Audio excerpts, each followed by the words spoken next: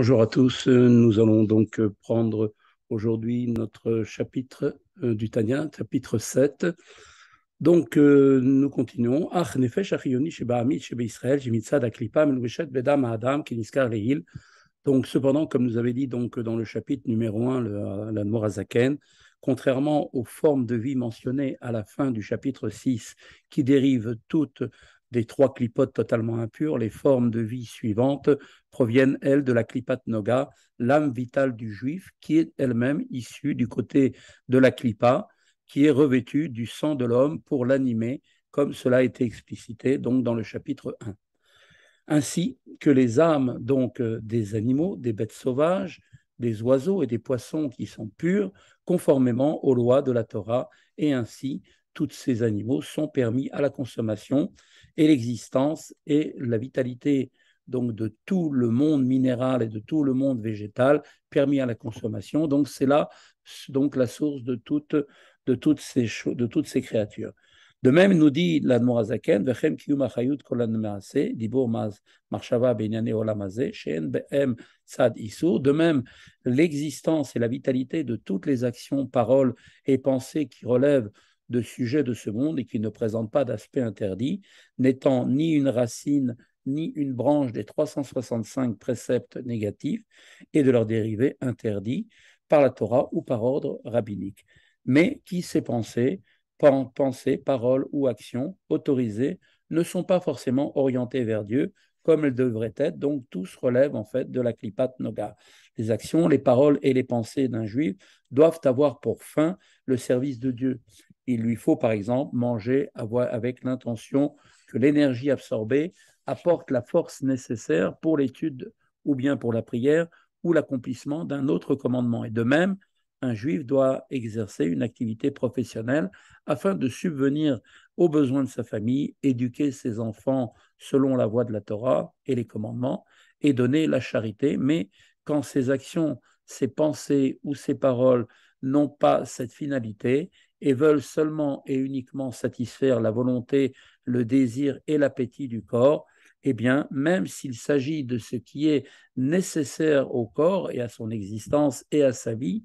comme le fait bien sûr de se nourrir, qui est une nécessité absolue pour le corps, l'acte en tant que tel n'est donc pas fautif, mais il est affecté en fait d'un manque par le fait que son intention n'est pas orientée vers Dieu, c'est-à-dire qu'il ne vise pas au travers de cet acte l'acquisition de la force nécessaire pour pouvoir ensuite l'employer et employer son corps au service de Dieu. Quand cette intention donc spirituelle fait défaut, ses actions, paroles et pensées ne sont pas meilleures que l'âme animale vitale elle-même. Tout ceci, c'est-à-dire l'âme avec ses actions, ses paroles et ses pensées, eh bien, dérive du second rang des clipotes et de la citra achara, qui est en l'ordre ascendant des clipotes, la quatrième clipa appelée clipat noga,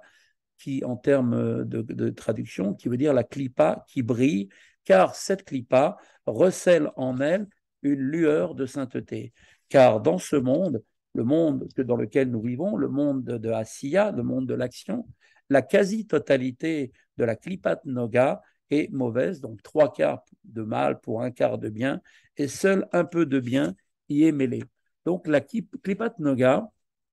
qui est un mélange de bien et de mal, provenant donc de l'arbre de la connaissance du bien et du mal, existe également dans les mondes supérieurs. Les proportions de bien et de mal qui la composent vont varier cependant d'un monde à l'autre. Dans le monde de Briga, la Klipat Noga est constituée essentiellement de bien et ne renferme qu'une présence minime de mal, séparée du bien. On donne d'ailleurs aussi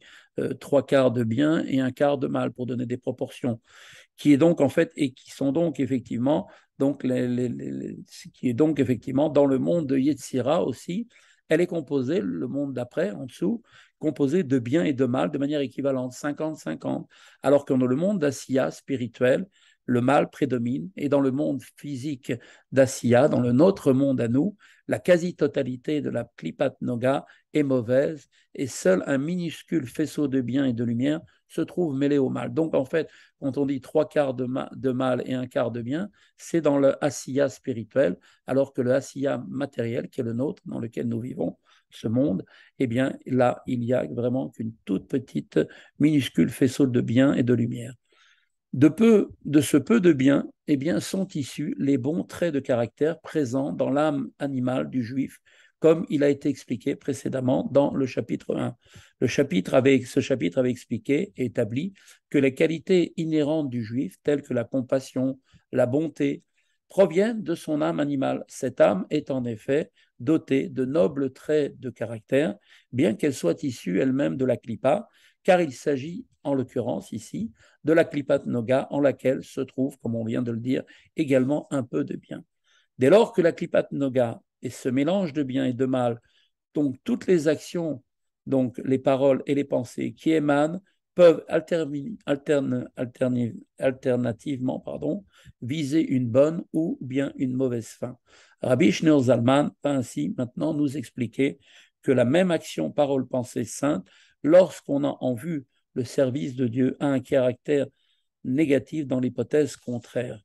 Or, nous dit-il, elle, la klipat noga, est une catégorie intermédiaire entre les trois klipotes totalement impures et l'ordre et le rang de la sainteté. Elle est donc tantôt incluse dans les trois klipotes impures, comme il est écrit dans le Etzraïm à la porte 49 au début du chapitre 4, qui cite le Zohar, tantôt incluse et élevée à la catégorie du rang de la sainteté. Et ce, quand le bien mêlé en elle est extrait, séparé du mal, prédomine sur lui, s'élève et est absorbé dans la sainteté. Cette affirmation, Rabbi Shneur Zalman l'illustre à présent par l'exemple d'une action et d'une parole neutre qui tirent leur vitalité de la Klipat Noga. Autrement dit, elle peut être accomplie ou bien proférée pour le bien ou pour le mal. Ainsi, va-t-il maintenant nous montrer que cette vitalité rejoint la sphère de la sainteté quand cette action et cette parole sont dirigées vers le bien. Et qu'au contraire, elles chutent jusqu'au niveau des trois clipotes impures, totalement impures, quand elles ne font que répondre à un désir physique. Par exemple, tout de suite un exemple, quand quelqu'un va consommer de la viande grasse de bœuf et boit du vin parfumé, non pas dans le but de satisfaire un désir physique, mais pour élargir son esprit pour le service de Dieu et sa Torah. Alors, comme le disait d'ailleurs lui-même Rava, bon, cela est rapporté dans la Gemara Yoma, là-bas, 76b, il disait la chose suivante, que pour effectivement le vin et le parfum rendent son esprit plus réceptif. Quand on lui avait posé une question, il a dit, attendez, je n'ai pas encore mangé et je n'ai pas bu, et c'est seulement après que je pourrai vous donner cette réponse. Ou bien pour observer le commandement de prendre plaisir du Shabbat et des fêtes, c'est dans ce sens que la personne va vouloir manger, va vouloir boire. Eh bien, dans ce dernier cas, la consommation n'est pas seulement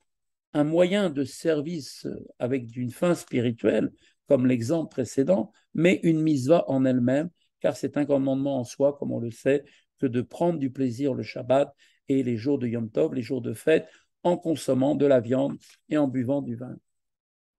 Alors, à ce moment-là, quand il mange ou qu'il boit avec cette noble intention, alors la vitalité de la viande et du vin qui provient de la Klipat Noga est extraite du mal, et donc qu'est-ce qui va se passer? Elle va donc pouvoir s'élever vers Dieu, telle une offrande